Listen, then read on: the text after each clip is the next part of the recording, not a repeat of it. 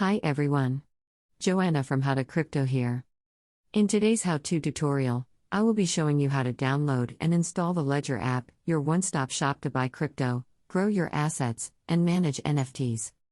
The Ledger app is available on desktop and mobile. While it may be compatible with some iPad models and tablets, Ledger doesn't currently support these devices. Furthermore, the Ledger app isn't supported on virtual machines. We hope you find this video helpful. Now let's begin. To start, navigate to the Ledger app website by clicking the Get Started link in the description below. Feel free to press the pause button here and throughout the tutorial if you need more time to follow along. Click the orange Download the app button. There are 3 app download options: Windows, Mac, and Linux. In today's tutorial I will be downloading the Mac app. Stay tuned for future tutorials on how to download the Windows and Linux apps. Select Mac app.